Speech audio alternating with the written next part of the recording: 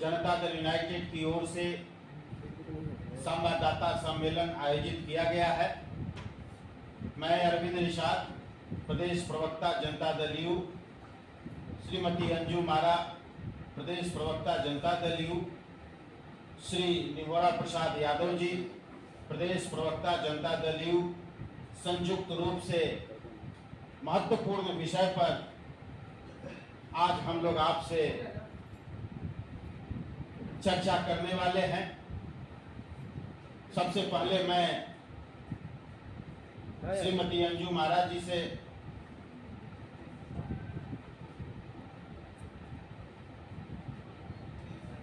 आग्रह करते हैं कि वो इस विषय पर आप लोगों के बीच अपनी बात को रखें।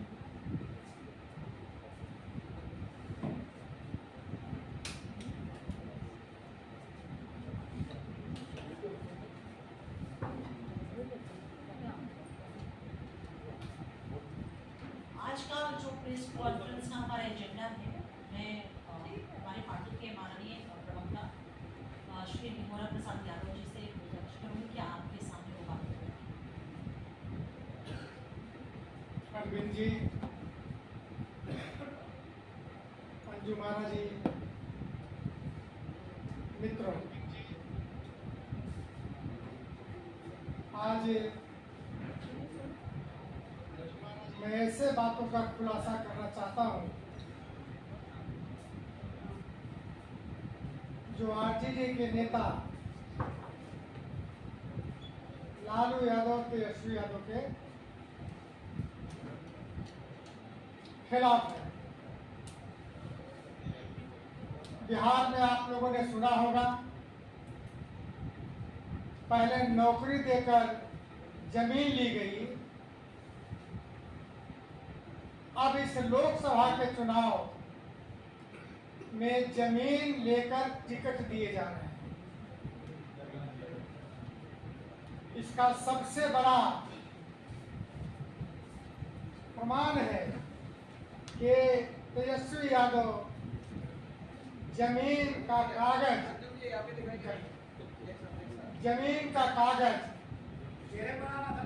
ले रहे हैं। यह कोई नई बात नहीं है।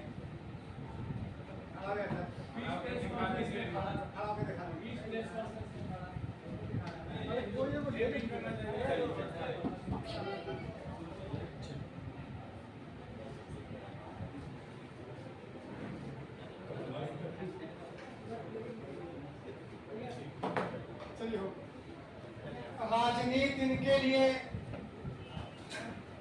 सेवा कभी नहीं रहा, बल्कि राजनीति इनके लिए धन अर्जन का साधन रहा।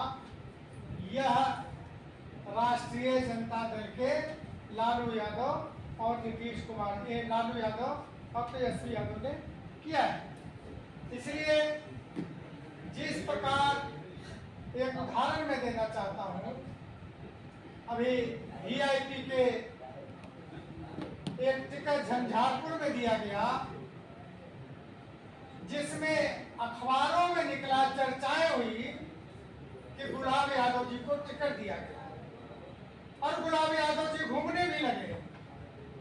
लेकिन इतनी प्रतियोगिता वहां शुरू हो गया पैसों का कि गुलाब यादव से बढ़कर डाक बोलने वाला व्यक्ति मिला, तो उस व्यक्ति को टिकट दे दिया गया। कई ऐसे, क्या बता सकते हैं तेजस्वी यादव कि वाल्मीकि नगर में किसको आपने टिकट दिया? कौन है दीपक यादव? कहां का उद्योगपति है दीपक यादव?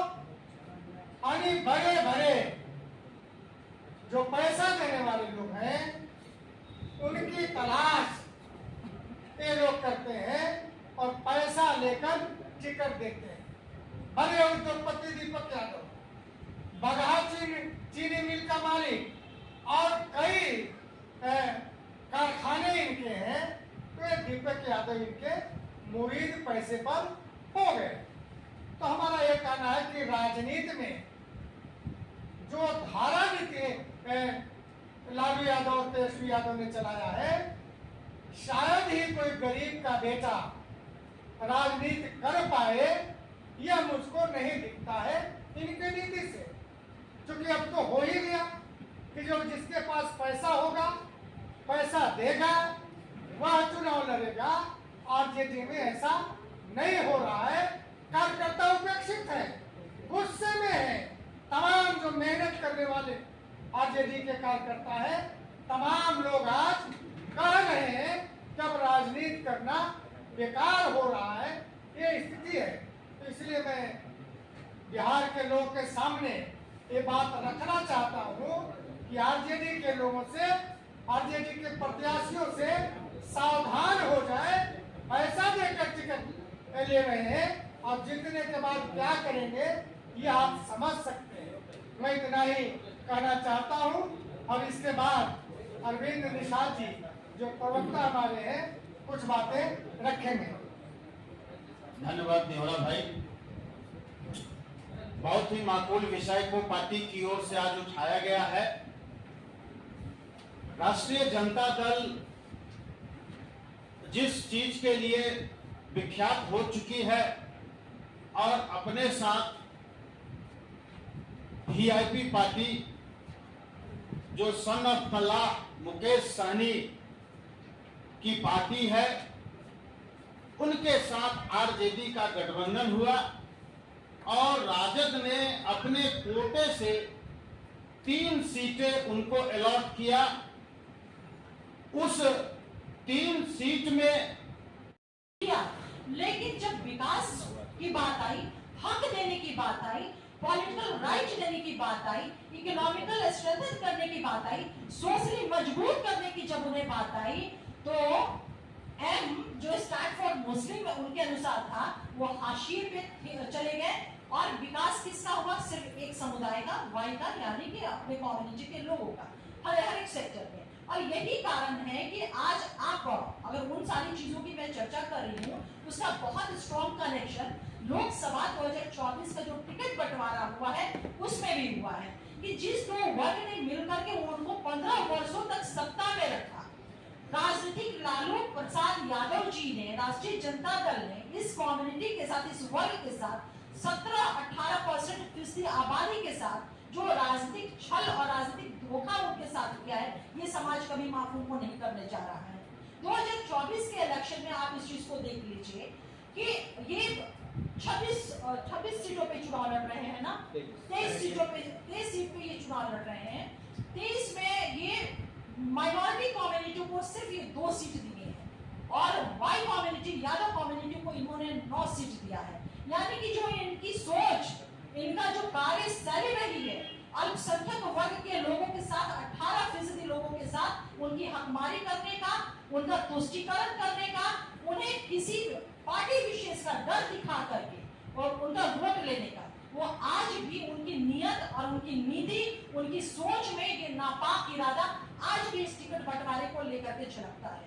दूसरा एक चीज और मैं चर्चा करूंगी, इसका सबसे बड़ा एग्जाम्पल और है, अभी 2-3 दिन पहले उनके पूर्व राज्यसभा सांसद जनाब अशफाक करीम साहब पार्टी को छोड़े, राष्ट्रीय जनता दल को इस्तीफा देकर के वो हमारे दल में आए और उन्होंने कहा कि कटिहार सीट से, जबकि कटिहार सीट पे कांग्रेस के उम्मीदवार जनाब तारिक अनवर साहब का नाम डिक्लेयर हो चुका है, बावजूद इसके लालू प्रसाद यादव जी को और राष्ट्रीय जनता दल के नापाक इरादे को देखिए कि वो उनसे कहा जाता है, अशफाक करीम साहब से, कि आप जाकर के कटिहार से नॉमिनेशन करिए। किसके विरुद्ध है? महागठबंधन, इंडी गठबंधन के कैंडिडेट के ही विरुद्ध है। तो ये कितना बड़ा उनका एक नापाक साजिश है इस अल्पसंख्यक समाज के तबकों को लेकर के। तो अब तो कांग्रेस को सोचना है और कांग्रेस को समझना है, जो कांग्रेस बिना उनकी सहमति के, बिना उनकी इजाजत के मुंह खोलना तो दूर, सांस लेने की भी हिम्मत उनकी नहीं हो पा रही है, इतना बड़ा साजिश चल रहा है। तो मैं यही कहना चाहती हूँ कि इस बार के चुनाव में ये 17-18% का जो आबादी है, जो वर्षों से उनके शासनकाल में शोषित रहा है, नेग्लेक्टेड रहा, तुष्टीकरण का शिकार हुआ, वो तो भला हो इस समाज का, इस बिहार का कि नीतीश कुमार जी जैसा लीडरशिप मिला कि न्याय के साथ सबका विकास का जो उन्होंने संकल्प लिया था, उस संकल्प में तमाम वर्गों के डेवलपमेंट के साथ साथ ये 18% की माइनॉरिटी आबादी का भी जो हक था, राजनीतिक हक, सामाजिक हक, आर्थिक हक और शैक्षणिक हक, उसको 100% इंश्योर एंड कंफर्म किया है। तो आज आप लोग भी इस बात को महसूस कर रहे हो कि ये इनका समीकरण जो है ध्वस्त 2024 के इलेक्शन में होने जा रहा है। बहुत बहुत धन्यवाद। मैम एक प्रश्न मेरा है, माइनॉरिटी की बात आप करते हैं तो आपके गठबंधन में भी तो सिर्फ एक सीट मिली है। और देखिए, माइनॉरिटी डेवलपमेंट की बात आप करते हैं ना, तो सिर्फ सीट एक मुद्दे पे आप किसी वर्ग के डेवलपमेंट की परिकल्पना आप इमेजिन नहीं कर सकते। आपको डेवलपमेंट एट होल के देखना होगा, और जब आप डेवलपमेंट एट होल देखते हैं ना, तो हमारे नेता नीतीश कुमार जी की जो नीतियां रही है बिहार को विकसित बिहार बनाने के लिए, सशक्त बनाने के लिए, और चाहे वो आधारभूत संरचना रहे या मानव विकास, उसमें माइनॉरिटी कम्युनिटी के लोगों का जितने भी 7 निश्चय पार्ट 2 की जो हमारा है, उसमें वो तमाम पॉलिसीज और प्रोग्राम्स दिखेंगे जिसके माध्यम से बिहार के अल्पसंख्यक समाज के तमाम इंटायर लोग, चाहे वो यूथ हो या कोई भी व्यक्ति रहे, सीनियर सिटीजन रहे, तमाम लोगों का डेवलपमेंट राजनीतिक तौर पे, शैक्षणिक तौर पे, आर्थिक तौर पे और सामाजिक तौर पे 100% हुआ है। मैडम एक चीज बताइए, अभी जिसकी जितनी भागीदारी उसकी उतनी हिस्सेदारी, आपने कितने सीट दिए हैं अभी तक एमपी वाले चुनाव में? हमने ये बिल्कुल सर्वविदित है, पब्लिक डोमेन में है कि हमने कितनी सीटें माइनॉरिटी वर्ग को दिया है। हमने एक दिया है, और हम एनडीए गठबंधन में है। 40 सीट में हम 16 सीटों पे जनता दल यूनाइटेड चुनाव लड़ रही है, उसमें हमने एक सीट दिया। पुनः मैं उस बात को कहूंगी कि अगर विकास की हम बात करते हैं तो डेवलपमेंट एट होल पे को लेकर के हमें जज करना होगा कि कौन सी पार्टी की नीयत साफ है किसी वर्ग विशेष को लेकर के या किसी वर्ग के डेवलपमेंट को लेकर के, और उसके हिस्सेदारी को लेकर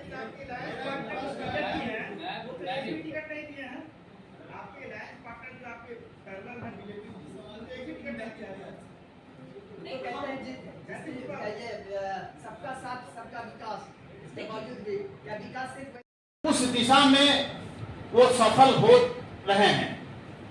गुलाब जी झंझारपुर में रोड शो भी कर लिया, लेकिन कल जो उम्मीदवार घोषित किए गए सुमन महासेठ, जैसा कि नाम ही महासेठ है, तो कितने की बोली लगी, इस बात का खुलासा वीआईपी पार्टी को करना होगा, क्योंकि वीआईपी पार्टी का इतिहास लोकसभा और विधानसभा चुनाव लड़ने का रहा है। लोकसभा चुनाव 2019 में भी उन्होंने इसी प्रकार से उम्मीदवार का चयन किया था। उसमें से एक उम्मीदवार जो उनके बद्री पूर्वे थे, जो मधुबनी लोकसभा से उम्मीदवार बनाए गए थे, जो हम लोगों ने अभी उनकी तस्वीर दिखाई है, ये बद्री पूर्वे के एक संबंधी मुकेश कुमार, जिनके माध्यम से जमीन लिखवाया गया, फिर कहीं उसी प्रकार का खेला सुमन महासेठ के साथ तो नहीं हो गया। दूसरा हमारा सवाल है कि मोतिहारी का सीट और गोपालगंज का सीट जो अनुसूचित जाति के लिए आरक्षित है, वहां से कोई अत्यंत पिछड़ा वर्ग का उम्मीदवार हो नहीं सकता है, तो एक सीट मोतिहारी का बचता है। उस सीट पर क्या मुकेश सहनी जी भी वैसे धन्ना सेठ का इंतजार कर रहे हैं या दूरबीन लेकर के खोज रहे हैं? तीसरा सवाल मेरा है कि मोतिहारी सीट जो अत्यंत पिछड़ा निषाद मल्लाह बहुल क्षेत्र है, और वीआईपी पार्टी और मुकेश सहनी निषादों का नेता होने का खोखला झूठा दावा करते हैं, क्या इस चुनाव में गरीब, साधन विहीन, मल्लाह निषाद समाज के व्यक्ति को उम्मीदवार बनाने का काम करेंगे क्या? क्योंकि सिर्फ कहने से काम नहीं चलेगा कि हम निषादों के नेता हैं, हम अति पिछड़ा समाज के नेता हैं। उनको मोतिहारी सीट से उम्मीदवार बनाने के लिए उस दिशा में आगे बढ़ना पड़ेगा। साथ ही तेजस्वी यादव जी और वीआईपी पार्टी को मेरी चुनौती है कि आदरणीय मुख्यमंत्री नीतीश कुमार जी जो शुचिता की राजनीति करने के लिए जाने जाते हैं, अपने लंबे संसदीय जीवन में कभी राजनीतिक तौर पर किसी व्यक्ति से, किसी उम्मीदवार से पैसा नहीं लिया। क्या आप लोग ऐसी व्यवस्था कायम करेंगे?